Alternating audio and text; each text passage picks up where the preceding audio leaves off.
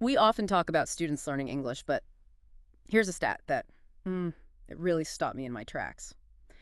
Nearly half of ESL and EFL teachers report high levels of burnout. Half. Yeah. Just think about that. Maybe you know an ESL teacher, maybe you've thought about doing it yourself, or maybe you just care about how educators are doing. It's a really critical issue. Absolutely. And that's exactly what we're diving into today, this significant problem of burnout among English language teachers. Okay. We've pulled together quite a range of sources, studies, some UNESCO reports, research articles. Right. What's really clear is how global this is. We're even looking at findings from South Africa, for example, Mm, which shows it's definitely not just a problem in one or two places. good point. So for everyone listening, what can they expect from this deep dive? Well, we're going to break down what burnout actually is in this context, Okay. explore, the main reasons behind it, the effects it has, and also touch on some potential solutions that are starting to pop up. And the goal here is really to give you a clear, insightful understanding of this complex issue. We want to do it without, getting lost in academic jargon or tons of data. Exactly. We're extracting the key insights for you. All right, let's start with the basics then. What is burnout, psychologically speaking? Okay, so the sources, particularly Springer Open, define it as this syndrome with three main parts. Three parts. Yeah. Emotional exhaustion, something called depersonalization, kind of feeling detached, Ah, okay. and a reduced sense of personal accomplishment, feeling like you're not really making a difference. And these aren't just like having a bad week. No, no, it's more persistent.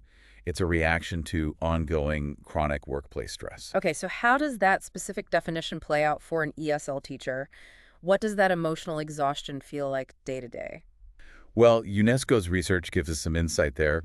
It can be just sheer tiredness from constant lesson planning. Uh-huh. The emotional energy it takes to support learners who are dealing with a new language and often a new culture. That's a huge factor. It is. And also, real frustration when teachers feel they just don't have the resources or the backing from their institution to do their job well. Yeah, I can imagine. It's definitely more than just being tired. Much more. Sounds incredibly taxing. So, how big a problem are we talking about? You mentioned that South Africa statistic earlier. Yes, that study on TESOL instructors there found 46%, nearly half, like you said, reported high burnout levels. Wow. And again, it's not just South Africa. Global data on teachers leaving the profession, well, it's worrying. How worrying. Frontier's research suggests that between 6% and 12% of second language teachers quit within the first year. The first year. Yeah, and it can go up to 30% by the 10th year. 30% by year 10. That's a huge loss of experience. It really is. Think about all that expertise walking out the door. And UNESCO, they also pointed out some wider impacts, didn't they? Beyond just the teachers leaving. They did. Their research shows teachers in tough environments, Yeah. without good social support, they face a much higher risk of anxiety, burnout, and even depression. Which isn't just bad for the teacher. Exactly. It directly harms the quality of education and student learning outcomes. It's a ripple effect. A systemic issue, like you said. Yeah. Okay, so what's causing this? What are the main drivers pushing ESL teachers towards burnout? Several things keep coming up in the sources. A major one is just workload and all the admin stuff. Right, the paperwork. Yeah, and large class sizes, having to juggle many different roles beyond just teaching, sometimes coordinating whole programs. Education Walkthrough highlights this. So it's not just being busy, it's the type of busy, the Mhm. complexity. Precisely. The sheer variety of demands in ESL teaching seems particularly stressful. Makes sense. It's way more than just grammar and vocabulary. Definitely. Then you've got the cultural and linguistic demands. Springer Open really emphasizes this. How so? Well, teachers are constantly navigating different cultural backgrounds, dealing with students at wildly different proficiency levels. Mm-hmm. And that takes a lot of emotional labor. They're often acting as cultural bridges, providing crucial emotional support. Sort of like being a teacher, counselor, and cultural guide all rolled into one. You could say that, yeah. And that constant emotional output, that giving, can be really draining over time. I can see that.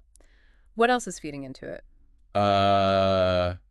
Research from Frontiers points to the work environment itself, the work milieu, and also individual personality traits. Personality. Really? Yeah. Things happening in the classroom and school combined with, say, how conscientious or maybe how prone to worry a teacher is. Those things can influence vulnerability to burnout. So it's a mix of the situation and the person. It seems to be, yes, a complex interaction. And you mentioned self-efficacy earlier. Confidence in their teaching. Right. Low self-efficacy, basically, not feeling confident in your teaching skills, is a pretty big predictor. How big? Frontiers suggests it could account for about 20% of the difference in burnout levels. Wow. Okay, so feeling like you're not good at your job really adds to the stress. Creates a tough cycle.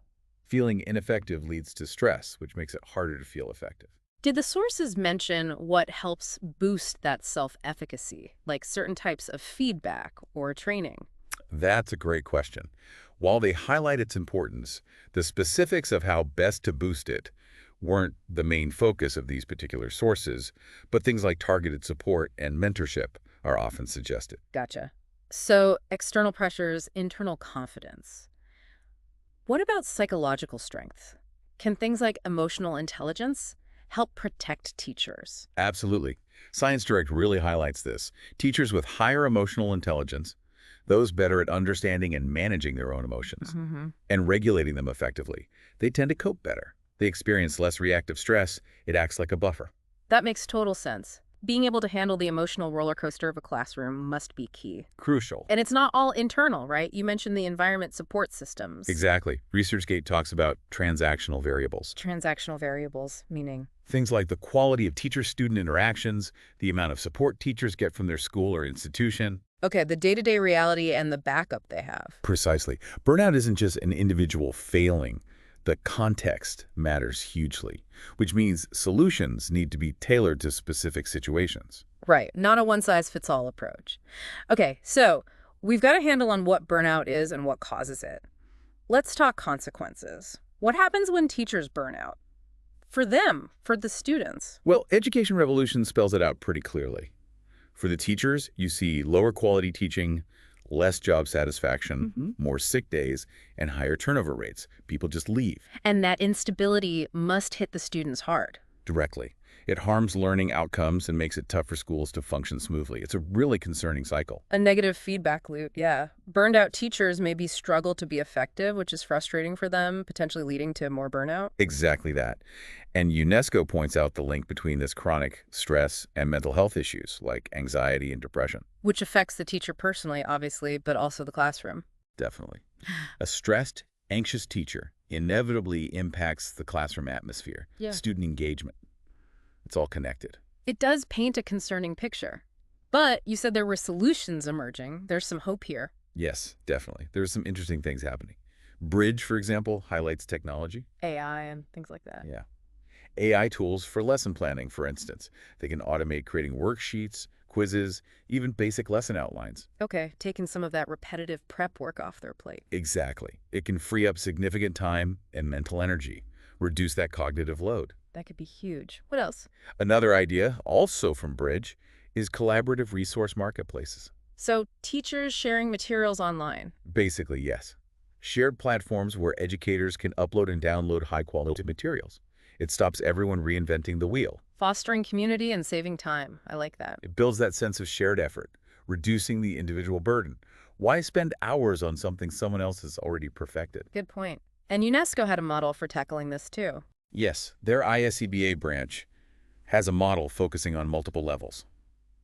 It stresses creating supportive environments for teachers, Okay. building up the school's or institution's ability to support well-being, and getting different sectors working together on teacher mental health. More systemic approach. Right. It's about building support into the whole system. Okay, so putting all this together, the causes, the consequences, the emerging solutions, what are some concrete recommendations? What can actually be done to make things more sustainable for ESL teachers? Well, first, embracing some of that AI and ed tech we mentioned.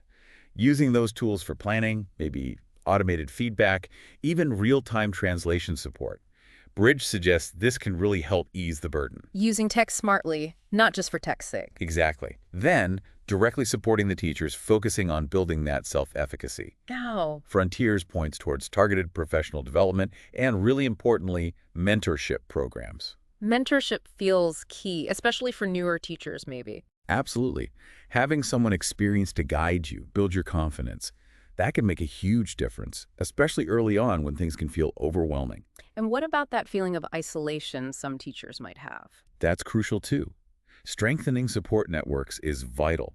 UNESCO suggests things like online forums, local teacher groups, wellness communities. Places to connect and share. Yes. Just knowing you're not alone, sharing challenges and strategies, that helps manage stress immensely. Makes sense. Feeling connected is powerful. And what about the schools, the institutions themselves? What's their role?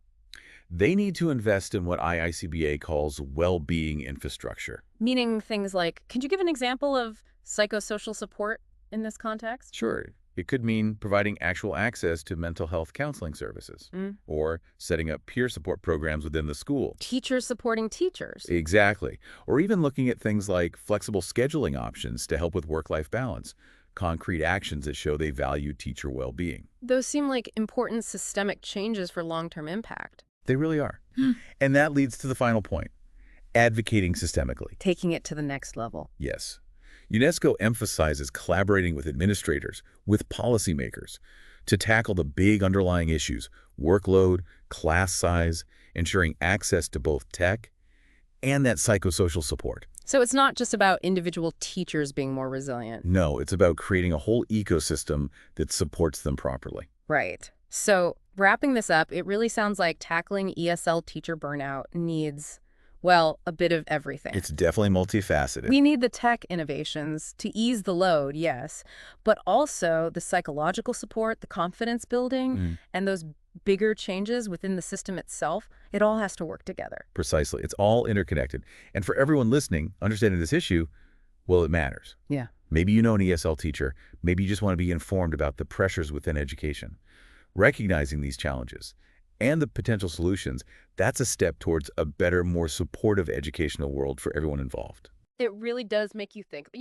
Considering how vital ESL teachers are in our connected world, bridging languages and cultures, what bigger shifts in society might we actually need to properly address this crisis? To create a teaching environment that isn't just surviving, but truly supportive and sustainable? It's, definitely something worth mulling over.